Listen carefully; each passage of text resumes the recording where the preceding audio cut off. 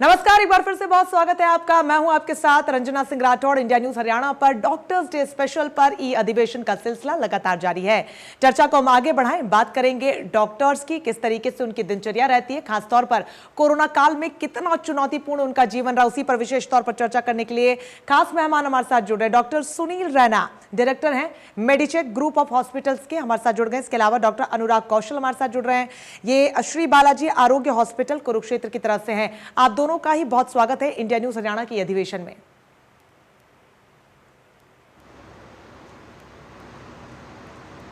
आप दोनों को आवाज मिल रही है मेरी?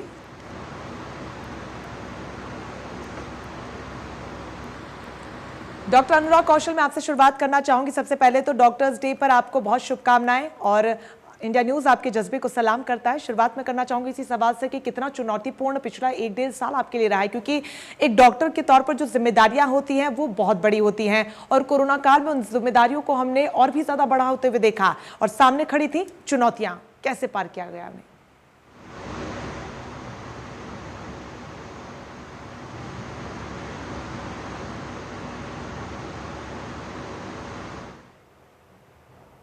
चलिए, डॉक्टर अनुराग जी तक हमारी आवाज नहीं पहुंच पा रही है। मैं डॉक्टर सुनील रैना का रुख करना चाहूंगी। डॉक्टर सुनील, आपको आवाज मिल रही है? सर, पैनलिस्ट का मुझे कुछ नहीं सुनाई देगा। सर, आवाज मिल रही है आपको?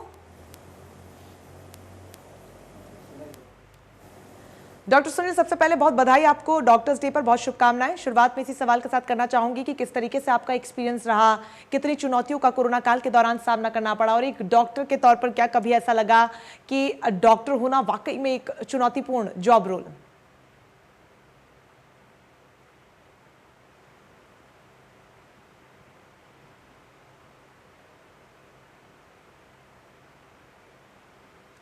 चलिए, डॉक्टर्स तक आवाज नहीं पहुंच पा रही है टेक्निकल इश्यू की वजह से। ऐसे में दोबारा से उनसे कनेक्ट करने की कोशिश करेंगे, लेकिन बहुत ज्यादा जरूरी है ये समझना कि कोरोना संकट में जब पूरी दुनिया इस वायरस की चपेट में से जूझ रही है, ऐसे में बोस्टन के 2 अस्पतालों के चिकित्सकों ने एक रिपोर्ट जारी की। आपको बता दें, रिपोर्ट में कहा गया है कि गंभीर अवस्था में अस्पताल पहुंचा मरीज जब उसको सही दिशा निर्देश दिए जाए तो बहुत जल्दी वो रिकवर होता है।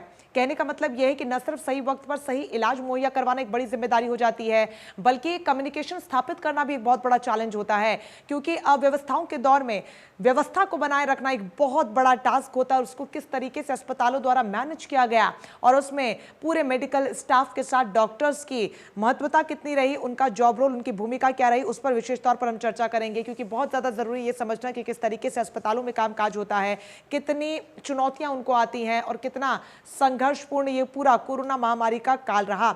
हालांकि भारत में जो स्थितियां देखने को मिली वो अपने आप में भयावह रही। इन सब के बीच अस्पतालों के भी बीमार हालात हमने देखे, लेकिन उनको एक बार फिर से ट्रैक पर लाने में कितनी जद्दोजहद करनी पड़ी, क्योंकि सुविधाओं का अभाव और उस पर लगने वाले तमाम आरोप, इन सब के बीच एक मेंटल स्ट्रेस, साथ ही साथ मरीजों को ठीक करना, अपनी पारिवारिक जिंदगी में भी बैलेंस बनाए रखना, चुनौतियां डॉक्टर्स के लिए यहां से कई गुना ज्यादा बढ़ गई थी। ऐसे में लोगों को बचाने से लेकर खुद के जहन में पनप रहे डर को कंट्रोल करना, उस पर जीत हासिल करना, यह भी बहुत बड़ा टास्क रहा। एक बार फिर से हमारे साथ दोनों डॉक्टर्स हमारे साथ जुड़ गए। डॉक्टर अनुराग कौशल हमारे साथ जुड़ गए, डॉक्टर सुनील रैना भी हमारे साथ जुड़ गए। डॉक्टर अनुराग कौशल, शुरुआत में आपके साथ करना चाहूंगी। सबसे पहले बहुत शुभकामनाएं और बधाई आपको डॉक्टर्स डे पर। रंजना जी, सबसे पहले तो मैं आपको इंडिया टीवी हरियाणा को और उनके दर्शकों को का बहुत बहुत आभारी हूँ कि इंडिया न्यूज हरियाणा सर। हाँ, इंडिया न्यूज हरियाणा के का बहुत बड़ा आभारी हूँ कि एटलीस्ट डॉक्टर्स डे के दिन, इस पेंडेमिक के समय में एटलीस्ट हम डॉक्टर्स को ऐसा कुछ प्लेटफॉर्म दिया गया जिससे कि हम अपने एक्सपीरियंसेस जो कि हमने इस पेंडेमिक के दौरान महसूस किए हैं उनको शेयर कर सकें। बिल्कुल, बहुत ज़्यादा ज़रूरी है उन तमाम दिनों को याद भी करना और उससे सीख भी लेना और ज़िंदगी में आगे भी बढ़ना, और यही वजह है कि आज चर्चा का हिस्सा आप हैं। आपसे डॉक्टर अनुराग, मैं ये जानना चाहूँगी कि कितना चुनौतीपूर्ण ये पिछला 1 से 1.5 साल आपके लिए रहा। एक डॉक्टर के तौर पर कभी आपको क्या ऐसा लगा, क्या वाकई में बहुत ही ज़्यादा चुनौतीपूर्ण ये टास्क है? क्या कोई और दूसरी नौकरी कर ली होती? कभी जहन में ये आया? देखिए रंजना जी, ये प्रोफेशन जब चूज किया था तो बाय चॉइस किया था, अपनी मर्जी से किया था, और इस प्रोफेशन के चैलेंजेस को अपने तो सोच समझ के तो इस प्रोफेशन को चूज किया था। तो एक बार अगर चूज कर लिया तो उसमें अगर कहीं पे हौसला डगमगाया भी तो परिवार ने, मेरी टीम ने, सबने बहुत साथ दिया, सबने हौसला बढ़ाया जी। और उसी वजह से हम इतने बड़े पैंडेमिक से, भगवान की दया से, टीम की सहायता की वजह से और अपने हौसले की वजह से, माँ बाप के आशीर्वाद की वजह से इस समय हम इस हालात में हैं कि ऑलमोस्ट हम अपने इस पैंडेमिक की सेकेंड वेव को खत्म करने के बिल्कुल अगर में हैं, बिल्कुल खत्म कर चुके हैं। बिल्कुल एक बहुत बड़ा योगदान आप सभी का रहा, क्योंकि संक्रमण की दर पर अब कंट्रोल कर लिया गया है। ऐसे में आपसे ये भी समझना चाहूंगी कि किस तरीके से मैनेज किया गया, क्योंकि एक तरफ तो मरीजों की जान बचाना एक बहुत बड़ी जिम्मेदारी आपके कंधों पर, साथ ही साथ आपके परिवार को भी आपको सुरक्षित रखना था। वो बैलेंस किस तरीके से आपने बिठाया? बिल्कुल रंजना जी, मैं कुछ एक्सपीरियंस शेयर करना चाहूंगा आपके साथ। बीच में कुछ समय ऐसा था जिस समय में कि 7-7 दिन के लिए मैं और मेरी टीम के मेंबर्स ऑलमोस्ट घर नहीं गए। यहीं पर हमें काम करना पड़ा, चाहे दिन था, चाहे रात थी, चाहे शाम थी, हमें नहीं पता था कि किस समय पे क्या हो रहा है।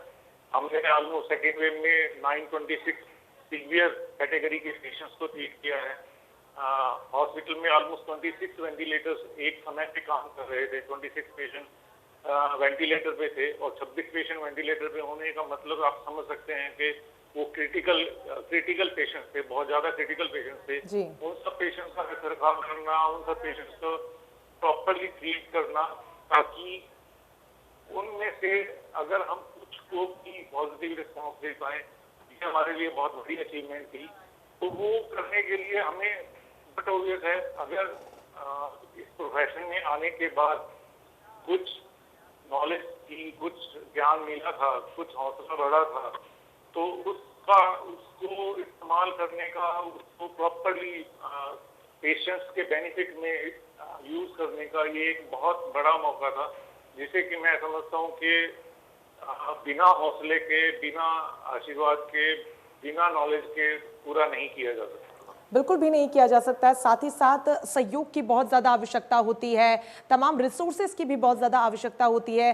कोरोना काल की दूसरी लहर ने जब देश में दस्तक दी थी, जिस तरीके के हालात बन गए थे डॉक्टर साहब, ऐसे में सरकार की तरफ से भी पूरी कोशिश की जा रही थी कि हर सुविधा मुहैया करवाई जाए। कभी ऐसा आपको लगा कि आपके अस्पताल के लिए, कि आपके क्षेत्र के लिए कुछ कमी रह गई? क्योंकि होता है कि कभी कोई जिला बड़ा है, उसको ज़्यादा सुविधाएं दे दी गई, कभी कहीं कोई अभाव रह गया, और ऐसा कोई अभाव देखने को मिला तो उसको कैसे आपने ओवरकम किया? देखिए मैं डिस्ट्रिक्ट एडमिनिस्ट्रेशन का और सारी एडमिनिस्ट्रेशन का बहुत ज़्यादा शुक्रगुजार हूँ कि उन्होंने हमारे हॉस्पिटल श्री बालाजी आरोग्यम हॉस्पिटल को एक प्रायोरिटी बेसिस पे ट्रीट किया, क्योंकि सबसे ज़्यादा सिक पेशेंट हमारे यहाँ पे थे। और चाहे दिन रात काम करके जो भी ऑक्सीजन की और बाकी रिसोर्सेज की जो भी रिक्वायरमेंट थी, उन रिक्वायरमेंट्स को बहुत अच्छे से पूरा किया। और मैं इस चीज के लिए एडमिनिस्ट्रेशन के योगदान की सराहना करना चाहूंगा कि उन्होंने बहुत अच्छे से हम लोगों का साथ दिया। और जो भी हमारी रिक्वायरमेंट थी, रात को 2 बजे अलार्म बज जाता था, 2 बजे हम लोग ऑक्सीजन की डिमांड करते थे तो 2 बजे ऑक्सीजन की गाड़ियां आती थी, सिलेंडर्स जितने चाहिए थे वो अवेलेबल होते थे। बाकी किसी भी रिसोर्स की हमें अगर मैन पावर की जरूरत थी, रिक्वायरमेंट थी, तो पूरा किया गया। तो इसमें मैं ये मानता हूँ कि अकेला आदमी और अकेली टीम कभी भी सफलता हासिल नहीं कर सकती जब तक कि एडमिनिस्ट्रेशन और बाकी जो डिपार्टमेंट्स हैं वो हमारे साथ नहीं थे। बिल्कुल, बहुत ज़्यादा ज़रूरी एक सामंजस्य और एक तालमेल बना रहे, उसी से आगे अगर पथ पर हम चलते रहेंगे तो सफलता ज़रूर हासिल होगी। डॉक्टर सुनील राणा एक बार फिर से हमारे साथ जुड़ गए। डॉक्टर सुनील, बहुत स्वागत है आपका, बहुत बधाई, बहुत शुभकामनाएं आपको डॉक्टर्स डे पर। डॉक्टर सुनील, आपसे मैं जानना चाहूंगी कि किस तरीके से आपका जो ये पिछला कोरोना काल का पूरा जो समय रहा, ये कितना ज़्यादा चैलेंजिंग रहा, और एक डॉक्टर के तौर पर क्या कुछ परेशानियां आई, कितना स्ट्रगल करना पड़ा, और आज की मौजूदा परिस्थिति में जब हालात सुधरते हुए आप देख रहे हैं तो कैसा महसूस कर रहे हैं?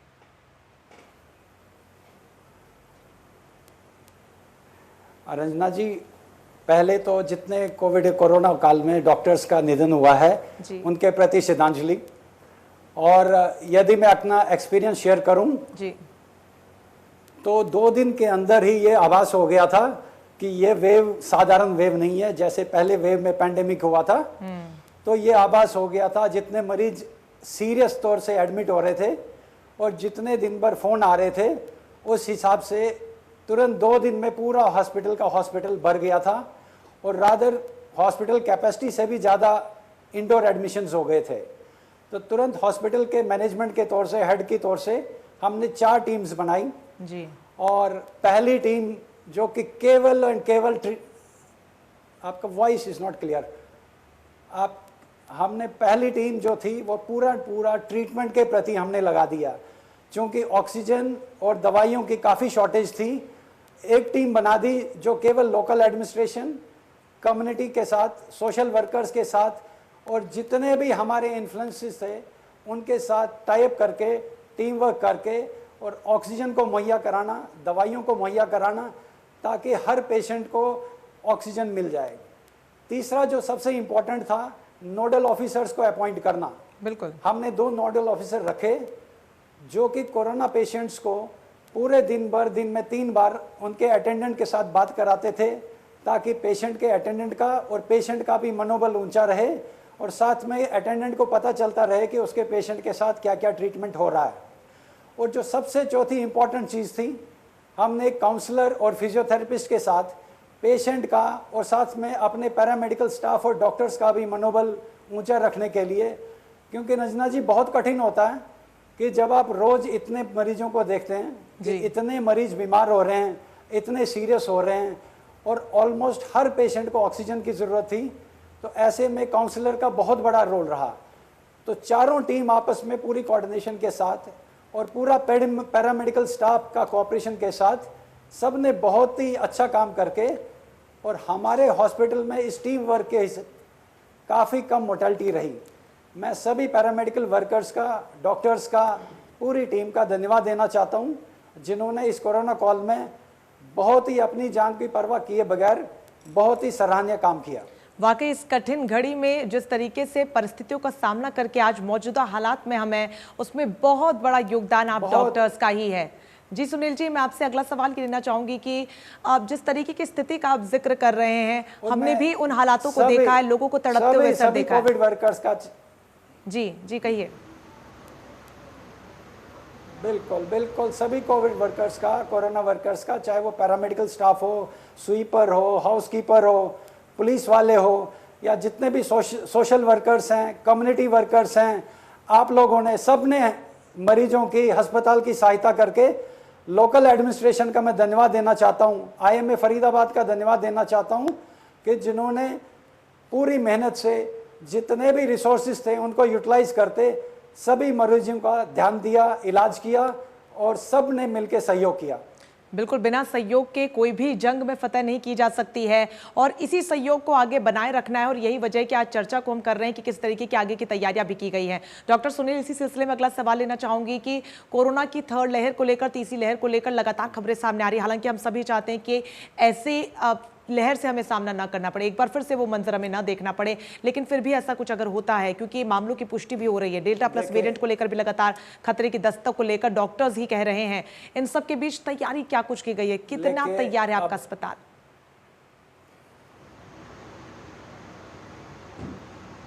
रंजना जी, अगर देखा जाए तो अभी भी सेकंड वेव पूरी तरह से खत्म नहीं हुई है जी।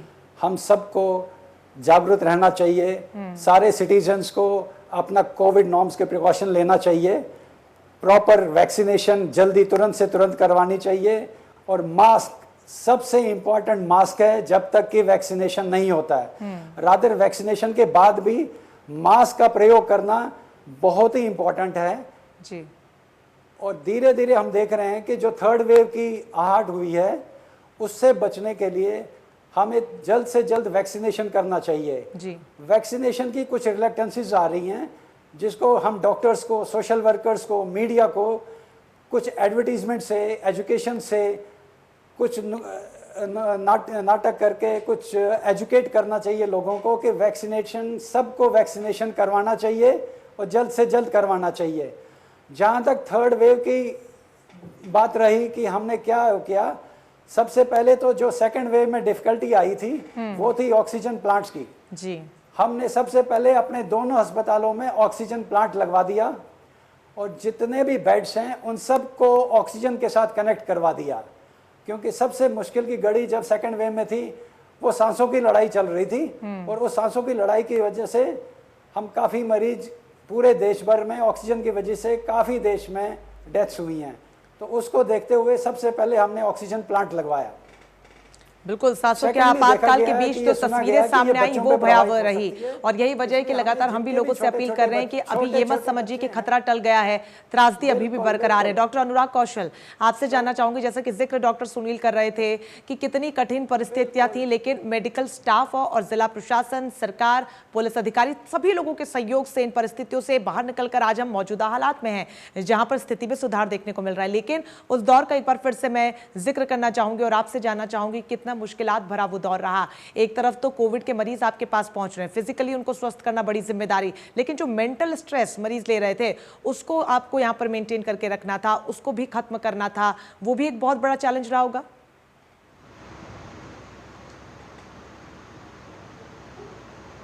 बिल्कुल रहा रंजना जी, बिल्कुल मैं आपकी बात से बिल्कुल सहमत हूँ। स्ट्रेस, उस समय का स्ट्रेस जो वो ऐसा स्ट्रेस था जो कि शायद हम लोग पूरी जिंदगी भर ना भुला पाए। लेकिन संगीत या म्यूजिक एक ऐसा तरीका है जिससे कि स्ट्रेस को बहुत अच्छे से रिलीव किया जा सकता है। भक्ति में संगीत, हम लोगों ने जो स्पेशल अरेंजमेंट किया था, हमने एक नई कोविड यूनिट क्रिएट की जहाँ पे कि 74 बेड्स हमने क्रिएट किए और वहाँ पर हमने स्पेशल इस इंस्ट्रक्शन के साथ, इस फैसिलिटी के साथ वो किए कि वहाँ पर म्यूज़िक का एक बहुत बड़ा म्यूज़िक का इस्तेमाल किया गया, चाहे हनुमान चालीसा से लेके चाहे गायत्री मंत्र से लेके सारे हर तरह की भक्ति को बहुत ज़्यादा और म्यूज़िक को बहुत ज़्यादा प्रमोट किया और उससे हमने बहुत बड़ा डिफरेंस देखा पेशेंट्स की मेंटल हेल्थ के साथ साथ फिजिकल हेल्थ के अंदर भी। तो ये एक बहुत बड़ा एक्सपेरिमेंट था जो कि हमारे लिए बहुत अच्छी सक्सेस लेकर आया और इस वजह से हम लोग पेशेंट्स का, अटेंडेंट्स का और अपना और हमारे एम्प्लॉइज का, बिल्कुल ऐसी कई तस्वीरें भी हमने देखी जहां पर खुद डॉक्टर्स एंटरटेनर बन गए, कहीं पर गीत गाकर तो कहीं पर डांस करके मनोरंजन भरपूर यहां पर मरीजों का किया और कोशिश की कि मरीजों के स्ट्रेस लेवल को कम किया जा सके। डॉक्टर सुनील, एक आखिरी सवाल मैं आपसे लेना चाहूंगी, अब यहाँ से आप तमाम दर्शक जो आपको देख और सुन रहे हैं उनको क्या एडवाइस देना चाहेंगे, क्या सजेशन देना चाहेंगे?